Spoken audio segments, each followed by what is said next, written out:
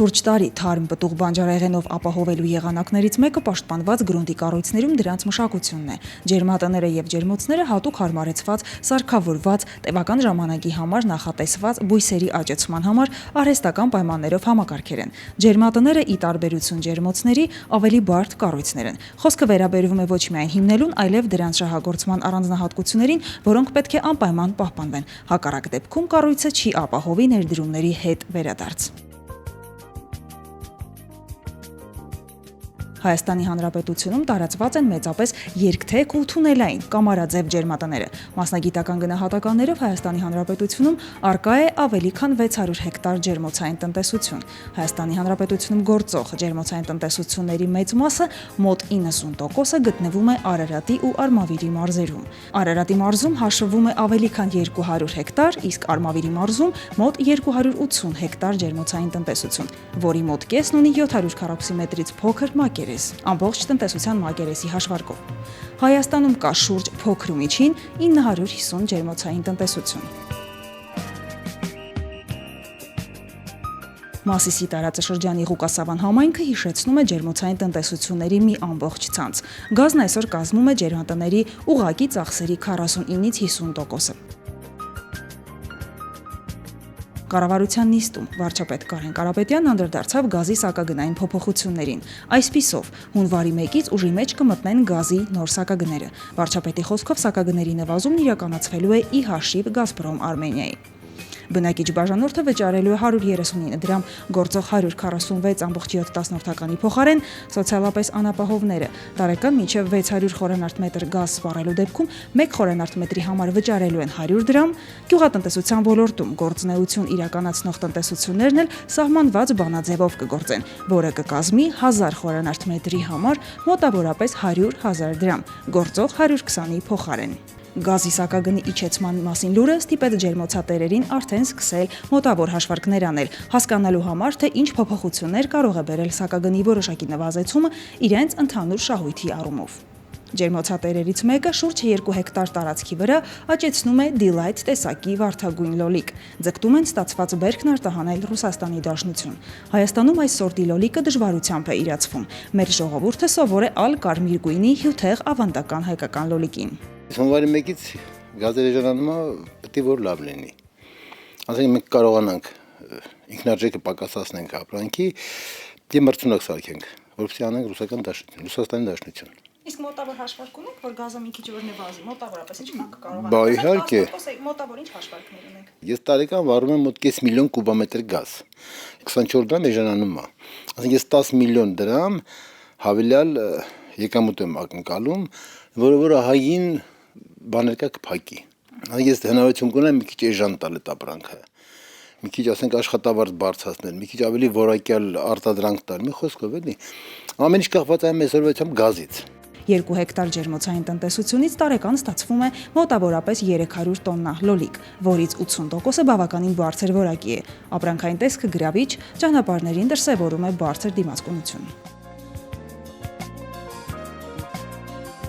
Կոմպակտ 1600 քառակուսիմետր տարածք զբաղեցնող ջերմոցային տնտեսություն է։ Բաժանել են մի քանի մասի, աճեցնում են լոլիկ, վարունգ եւ այս կողմերում արդեն լայն տարածում ստացած պոմելոն կիտրոնի հետ պատվաստված արևադարձային այս միրգը։ Եթե էսի կա հայ, էսի նայ, հեսա, իրա տերևները հեսա ելելա։ Եթե էսի կա, չէ, բանկեն հան է ապրել բրից։ Այն եթե էսի կա, բանկեն հան է, որտեղ իրան արդեն որ սենց պայեմ, չէ, կնեխի, չի աշխատի։ Ինք արդեն ուրեմն կպել է, էլի, աշխատել է, որ էսի տապել։ Իսկ ես տակի տերևներ ինքա, տերևները հոք են։ Մեկը ասել եմ, մարդկանց միշտ դու, եթե տեսան, չէ, Պոմելո կիտրոնը Հայաստանի ջերմոցային պայմաններում հրաշալի աճում է։ Բերքատվությունը բավականին բարձր է։ Պտղի 1 հատը կշռում է մոտավորապես 1 կիլոգրամից մինչև 1 կիլոգրամ 200 գրամ։ Հատուկ խնամք չի պահանջում, ջերմաստիճանը պետք է պահել 0-ից բարձր։ Այստեղ եւս նախնական հաշվարկներով գազի սակագնի իջեցման դեպքում մոտավորապես 20%-ի ծախսային կրճատում են ակնկալում։ Գազով ենք ջեռուցում ջերմոցը։ Այս վերջի փոփոխությունների հետ կապված, որ գազի գինը պիտի իջնի, մենք դեռ հաշվարկ վերջնական չենք արել, ինչքան մեր վրա ինքնարժեքը կնստի, բայց մոտավոր հաշվարկներով մոտ 20%-ի չափ կունենանք ծախսերի կրճատում, քանի որ հիմնական ծախսը ջերմոցներում դա վառելիքն է, ջեռուցումը։ Հայաստանի բնակլիմայական պայմանների եւ ժամանակակից տեխնոլոգիաների համատեղումը գերազանց նախադրյալներ են ստեղծում ջերմատների զարգացման համար։ Գողթ համայնքում գտնվող այս հսկան իր տարածությամբ, հնարավորություններով, տեխնիկական հագեցվածությամբ ու արտադրողականության, ինչպես նաև իրացման ծավալներով խոշորագույն ջերմոցային տնտեսություններից մեկն է։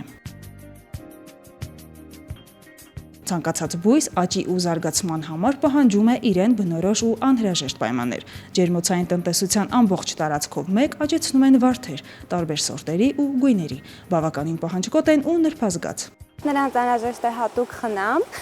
նրանց կատարվում է թեքման աշխատանքներ, կտրման աշխատանքներ ամեն օր,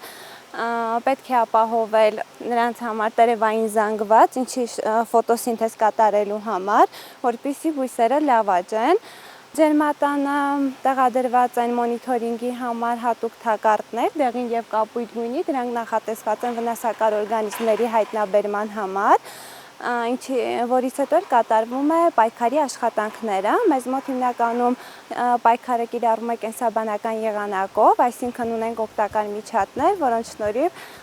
պայքարում ենք վնասակար միջատների դեմ։ Այս հսկան իր հարկի տակ աճող վարդերի համար ապահովում է 25-ից 30 աստիճան ջերմություն, այլապես վարդի գլխիկները կարող են լիարժեք չձևավորվել։ Վարդերի համար աճեցման հիդրոպոնիկ եղանակը լավագույն լուծումն է։ Ոռոգումը կատարվում է կաթիլային եղանակով, իսկ բույսերին անհրաժեշտ սննդատարերը ստանում են ջրի միջոցով։ Տարվա ընթացքում այստեղ ժամանում են հոլանդացի մասնագետներ, իրենց գիտելիքները փոխանցում հայ գործընկերներին։ Խոշորների դեպքում կատարվում են խոշոր ներդրումներ, գործի դրվում նորագույն տեխնոլոգիաներ, օգտվում են Հայաստանի բնակլիմայական պայմանների առավելություններից, ինչն էլ ենթադրում է, որ կորուստները կարող են լինել վերականգնվող ու թույլատրելի։ Ծախսերը եւս տեղավորվելով հսկային բնորոշ տրամաբանության մեջ։ Այսպիսով բիզնեսը ընդհանուր առմամբ կարող է լինել եկամտաբեր, շահութաբերությունն էլ բարձր։